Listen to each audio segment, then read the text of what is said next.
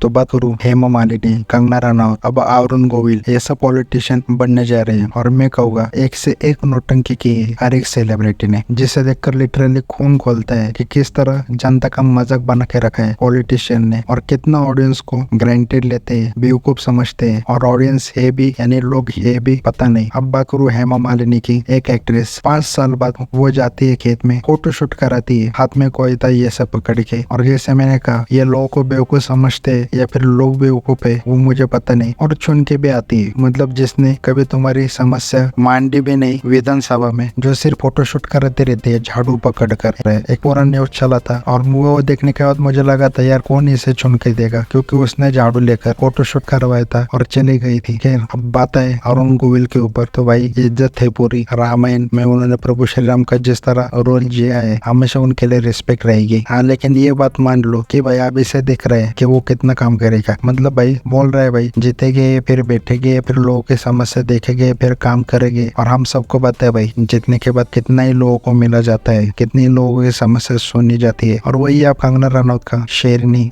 वैसे जो मैं बात कहने जा रहा हूँ वो शायद छुप सकती है, लेकिन राइट विंग ऑडियंस को इमोशनल करके यूज करना बहुत आसान है। हाँ वो अलग बात है अगर राइट विंग ऑडियंस को पता चल गया कि तुम धोखा कर रहे हो, फिर जो तुम फेस करोगे वो बहुत बदतर होगा। यानी आइडियोलॉजी के नाम पर उनको धोखा दे रहे हो। जैसे बहुत से एक्टर कहते थे कि दूध मत चढ़ाओ, बाद में मूवी के प्रमोशन आते खुद दूध चढ़ाने लगे। अब वैसे आई कंगना रनौत। कंगना रनौत का पहले से ही तय था कि इस पार्टी से टिकट मिलेगा, लेकिन ऑनेस्टली बताओ क्या तुमको लगता है कंगना रनौत मूवी छोड़कर काम करेगी? हाँ मुझे अब उम्मीद तो जरूर ये लग रही है कि हो सकता है भाई कम से कम वो जहाँ से चुनकर आ रही है उसके कुछ सवाल खड़े करे, लेकिन अभी तो यही लग रहा है कि चुन के आएगी जीते के भी, और अपने जिस इलाके से चुन कर आई है उसके सवाल खड़े कर कर उनके ऊपर काम करने के बजाय या फिर वो आके समस्या जानकर उनके ऊपर काम करने के बजाय इसके उसके बहुधा कमेंट्स को और बेहुदा जवाब देती रहेगी और अननेसेसरी कंट्रोवर्सी करती रहेगी, यही मुझे लगता है। और क्या काम किया है सनी देओल ने, मतलब सनी देओल पॉलिटिक्स में एंट्री ली, यही मैंने सुना, क्या काम किया बता नहीं। और ये 100% के साथ मैं बता रहा हूँ कोई सेलिब्रिटी कभी कुछ काम नहीं करेगा, गिने चुने छोड़ दो, ये मैं बोल रहा हूँ क्योंकि एक दो होगा ऐसा लगता है लेकिन कोई नहीं होता। मतलब सनी देओल ने ना जाकर कभी असेंबली में लोगों की समस्या के ऊपर डिस्कस किया जहाँ से वो चुन के आए, ना जहाँ से चुन के आए वहां पर गया, बस भाई चुन के आ गए। और वो हर क्रिकेटर के साथ है, सचिन तेंदुलकर ले लो, बहुत से लोगों को तो पता भी नहीं रहा होगा कि सचिन तेंदुलकर पॉलिटिशियन रहा है, गौतम गंभीर ले लो या फिर मनोज तिवारी और अब गोविंदा ले लो। मतलब इसमें से कंगना रनौत छोड़ दी जाए तो इसमें से कोई भी फिल्मों में काम नहीं कर रहे हैं। और अरुण गोविल का मैं खास एग्जाम्पल लूंगा, जो मैंने कहा कि राइट विंग ऑडियंस बहुत इमोशनल है, तो यही चीज है कि भाई आज चलो एक लहर आ गई है, नहीं तो ये बात भी मान लो कि अरुण गोविल को भी टिकट नहीं मिलता, वो तो आज एक जो लहर है उसके चलते टिकट मिला। At the end of the day मुझे कोई प्रॉब्लम नहीं इन सेलिब्रिटी से, ये खड़े रहते चुन के आते, अच्छी बात है। और मुझे और खुशी होगी अगर ये अपने लोगों की समस्या डिस्कस करे असेंबली के ऊपर, लोग की समस्या सुलझ जाए जहाँ से ये चुन के आए। और मैं उम्मीद करूंगा कि मैं गलत साबित हो, और मैं जितने भी आप सेलिब्रिटीज गिना है अगर उसमें से आधे भी सेलिब्रिटीज सच में ऐसा काम करते हैं जहाँ से चुन के आए, वहाँ के लोगों की समस्या एक भी मुद्दा लेकर वो सॉल्व करते हैं, तो मैं सपोर्ट करूंगा कि सेलिब्रिटीज को इलेक्शन में आना चाहिए इनमें से आधे। क्योंकि चलो तो मैं ये तो कह सकता हूँ कि सेलिब्रिटीज के ऊपर फोकस होता है, उनके ऊपर प्रेशर होता है तो वो काम करते हैं, तो भाई इनको क्यों ना चाहते, अगर ये काम करते तब तो मैं ऐसा कह भी सकता हूँ। लेकिन जितना ट्रैक रिकॉर्ड रहा है लिटरली इन्होंने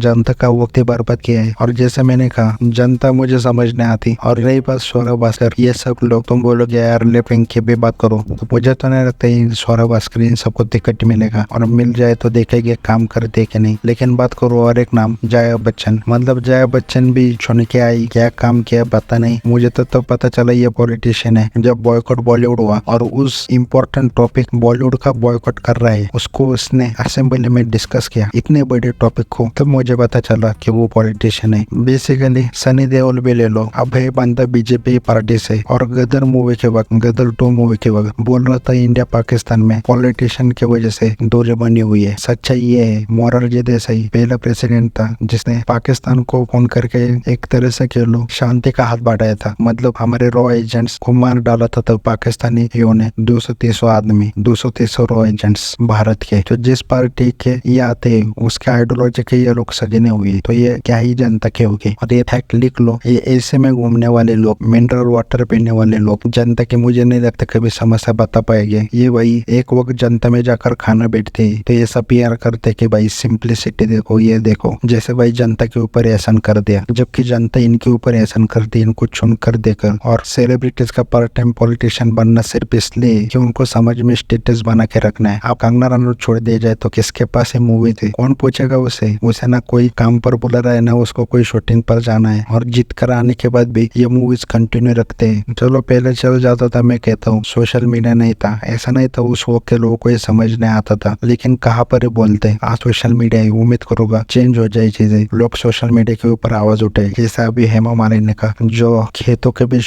फोटोशूट हुआ था, उसके ऊपर लोगों ने सवाल उठाए। अरुण गोविल जी ने जो बोला कि देखेंगे बाद में, उसके ऊपर सवाल उठाए। सनी देओल ने क्या किया चुन के आने के बाद, उसके ऊपर सवाल उठाए। और सौरभ भास्कर को टिकट ना मिलने पर जिस तरह मजाक उड़ाया कि भाई क्या फायदा है at the end of the day. तो सोशल मीडिया ताकत है आज, और इसका अच्छे से फायदा उठाओ, आवाज उठाओ कि भाई चुनकर आते हो तो क्या करोगे,